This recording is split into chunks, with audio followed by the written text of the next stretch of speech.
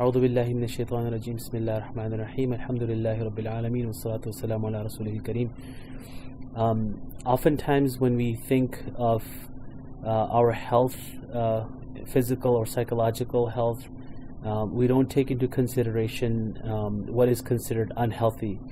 Most of the time we think that if something isn't characterized as a disorder or a disease, that it is okay for someone to have. So for example, people go visit a physician when they have a lot of pain or some kind of infection or a big symptomatology that comes in.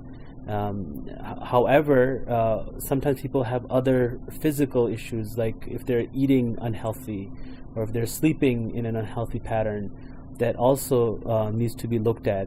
When it comes to the psychological realm, we look at, for instance, a lot of people who come to us come when they have severe anxiety, severe depression, some of the very common psychological phenomena that exist within society.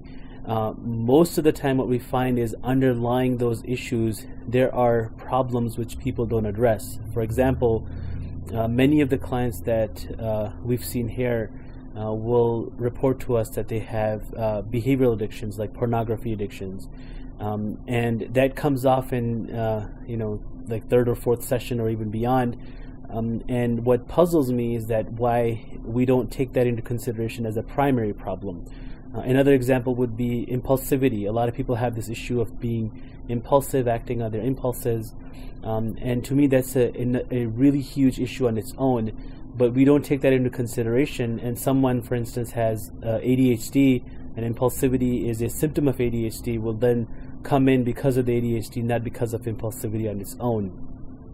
From a social psychology perspective, most of us, we act on our schemas and our belief systems that we have acquired over time through our childhood experiences.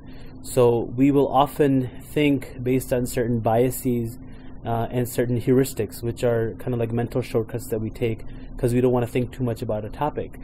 And those in itself are very problematic. So if somebody has some kind of a bias, like a confirmation bias, or some kind of heuristic like availability heuristic, and they're defined differently, these issues should be taken care of on their own by themselves, as well as part of a bigger problem, which might be someone having, say, social anxiety, for instance. And if we are to seek treatment for these issues and recognize them before, or even go see somebody as a preventative method to analyze ourselves, to be able to look within ourselves and understand if we are having these issues and seek help and guidance from somebody, that would be a better approach. Something what's called muhasaba, being able to take accountability of yourself and take care of yourself, so that you don't get to a level where these, for example, biases and heuristics cause you to have issues of procrastination, or the issues of pornography or impulsivity causes you to have increased stress and anxiety, or have marital problems. So if we did that on a regular basis, I do believe people will have better psychological and physical health altogether.